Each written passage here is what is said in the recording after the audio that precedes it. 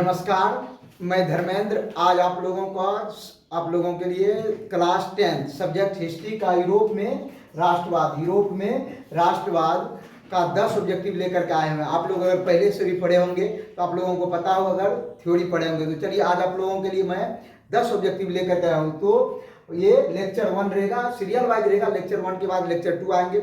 इसके पहला आज है लेक्चर 1 लेकर के हम लोग आए हुए हैं। चलिए, इसके लिए पहला क्वेश्चन आप लोगों को बताते हैं कि कौन सा क्वेश्चन है। तो क्वेश्चन है कि नेपोलियन ने जर्मनी में किस संघ की स्थापना की थी। नेपोलियन ने जर्मनी में किस संघ की स्थापना की थी, तो बताइए आप लोग। ऑप्शन नंबर कौन सा सही होगा? ट्रांसपेडेंट संघ की, या सेल्सपाइन संघ की, या रायन संघ की, या नन? बताइए आप लोग कौन सा ऑप्शन नंबर सही होगा। नेपोलियन ने जर्मनी में किस संघ की स्थापना की थी, तो आप लोग बताइए। ट्रांसपेडेंट या सेल्सपाइन, रायन संघ? आप लोग जरूर बताइए। इसका ऑप्शन नंबर देखिए, हम आप लोगों को बता दे रहे हैं। ऑप्शन नंबर ए गलत है। ऑप्शन नंबर ए क्या है? गलत है। ऑप्शन नंबर बी भी जो है सेल्सपाइन, ये भी गलत है। तो ऑप्शन नंबर कौन सा सही हो जाएगा? रायन संघ की क्या हुई थी, क्या किया था? स्थापना।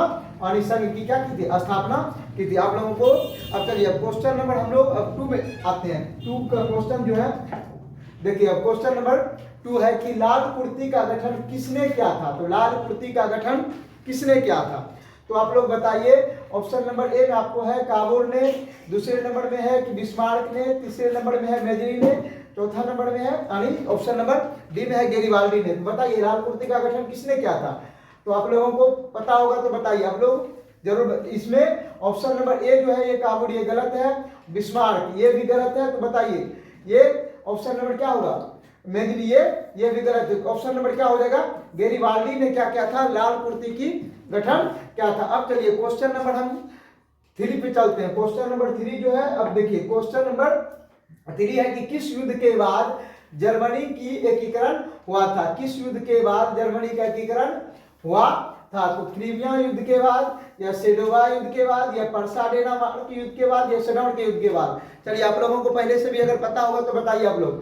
क्रीमिया युद्ध, या सेडोवा युद्ध, या परसा, या डेनमार्क, या सेडोन का युद्ध? तो ऑप्शन नंबर कौन सा सही होगा? ए होगा सही। ए गलत है। क्या है? ए गलत है। क्वेश्चन नंबर अब देखिए ए क्या है? बी भी गलत है। तो ऑप्शन नंबर सी भी गलत है। इसमें कौन सा हो जाएगा? किस युद्ध के बाद जर्मनी का एकीकरण हुआ था? तो सेडोन के युद्ध के बाद। ये ऑप्शन नंबर क्या हो जाएगा? सही डी हो जाएगा। क्या हो जाएगा? डी।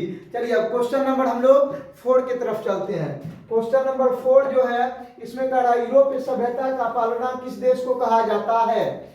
बताइए आप लोग, यूरोपीय सभ्यता का पालना किस देश को कहा जाता है? इटली को, या स्पेन को, या रोम को, या यूनान को? तो बताइए आप लोग, यूरोपीय सभ्यता का पालन किस देश को कहा जाता है। तो ऑप्शन नंबर ए क्या सही है? नहीं, ए गलत है। ए क्या गलत है? ऑप्शन नंबर, अब देखिए ये थोड़ा सा उल्टा हो गया, कोई बात नहीं। ये देखिए ऑप्शन नंबर बी भी गलत है। क्या है? ऑप्शन नंबर बी भी गलत है। ऑप्शन नंबर क्या है? सी भी गलत है। ऑप्शन नंबर क्या हो जाएगा सही? ऑप्शन नंबर डी सही हो जाएगा। तो चलिए, अब क्वेश्चन नंबर ये 4 था। अब चलते हैं क्वेश्चन नंबर 5 की तरफ। चलिए बताइए, इटली के एकीकरण का मसीहा किसे कहा जाता है। बताइए आप लोग, इटली के एकीकरण का मसीहा किसे कहा जाता है? नेपोलियन बोनापार्ट को, या मेजनी को, या काबूल को, या गेरिबाल्डी को? बताइए इटली के एकीकरण का मसीहा किसे कहा जाता है। तो ऑप्शन नंबर ए जो नेपोलियन बोनापार्ट है ये गलत है। क्या है? ये गलत है। चलिए, ऑप्शन नंबर इसमें हो जाएगा बी सही, यानी इटली के एकीकरण का मसीहा किसे कहा जाता है?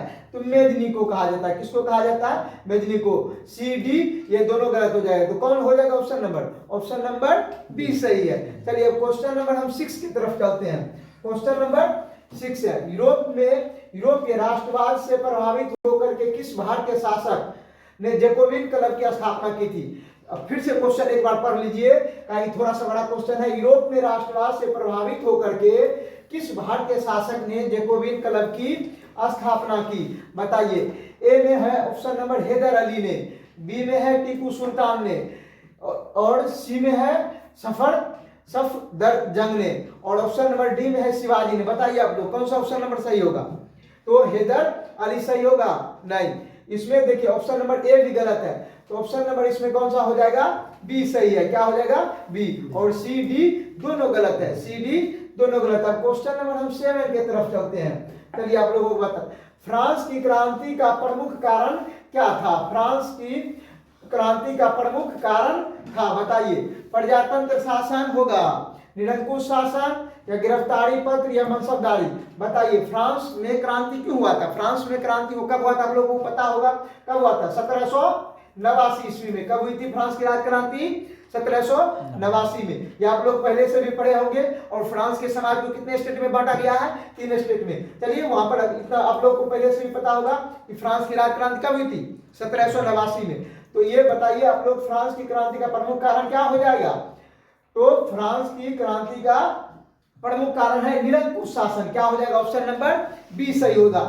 ए गलत है, सी भी गलत है और डी भी गलत। ऑप्शन नंबर कौन सा सही हो जाएगा? बी। अब चलिए क्वेश्चन नंबर हम चलते हैं 8 की तरफ। क्वेश्चन नंबर जो 8 है, मेजनी का संबंध किस संगठन से था? ये क्वेश्चन बहुत बार एग्जाम में पूछा गया है, हर एक बार लगभग पूछ ही देता है बोर्ड में। बताइए आप लोग, लाल सेना का, या कार्बोनरी का, या फिलिप हेटरिया का, या डायट की? बताइए, मेजनी का संबंध किस संगठन से था? तो बताइए आप लोग। तो ये जो ऑप्शन नंबर कौन सा हो जाएगा? आप लोग पहले से भी आप लोगों को पता होगा कि ये ऑप्शन नंबर क्या हो जाएगा? बी सही है। और लाल सेना ये भी गलत है, हेटेरिया भी गलत है, और डायट भी गलत है। तो मेजनी का संबंध किस संगठन से था? तो कार्बोनरी से था। अगला चलिए क्वेश्चन नंबर हम लोग 9 की तरफ चलते हैं। कह रहा है कि फ्रांस में किस शासक वंश की स्थापना वियना कांग्रेस के द्वारा की गई थी? बताइए, हैब्सबर्ग के द्वारा, या आर्लिया वंश के द्वारा, या बुर्बन वंश के द्वारा, या जारशाही के द्वारा? बताइए, फ्रांस में किस शासक वंश की स्थापना वियना कांग्रेस के द्वारा की गई थी? तो आप लोग को पहले से पता होगा, ये क्या है? ऑप्शन नंबर ए गलत है। ऑप्शन नंबर ए क्या है? गलत है। और इसमें जो बी है, बी भी गलत है। तो ये हो जाएगा किसके द्वारा होता है? बुर्बन वंश के द्वारा। और ये राजशाही भी गलत है। अब चलिए क्वेश्चन नंबर हम लोग 10 यानी अंतिम क्वेश्चन की तरफ चलते हैं। क्वेश्चन नंबर 10 है, किसने अपनी कूटनीति के बल पर इटली के समस्याओं को संपूर्ण यूरोप की समस्या बना दिया था? काउंट कावोर ने, गेरिबाल्डी ने, या मेजनी ने, विक्टर एमुनल ने? बताइए आप लोग, किसने अपनी कूटनीति के बल पर क्या किया था? संपूर्ण यूरोप की समस्या बना दिया था। और बताओ आप लोग को कौन सा ऑप्शन नंबर हो जाएगा? ऑप्शन नंबर इसमें जो हो जाएगा वह ए सही है। क्या सही है? यानी बी, सी, डी ये तीनों का तीनों गलत है। तो ऑप्शन नंबर क्या हो जाएगा? काउंट कावोर ने। ये देखिए, लेक्चर नंबर 1 था यूरोप में राष्ट्रवाद का। इसमें अब फिर सीरियल वाइज आप लोगों को आएंगे, लेक्चर नंबर 2 आएंगे। इसके बाद अब 11 नंबर से क्वेश्चन होगा, देख लीजिए। क्वेश्चन नंबर है 10 के बाद अब फिर 11 नंबर आएंगे। तब तक के लिए अब देखिए, जय हिंद।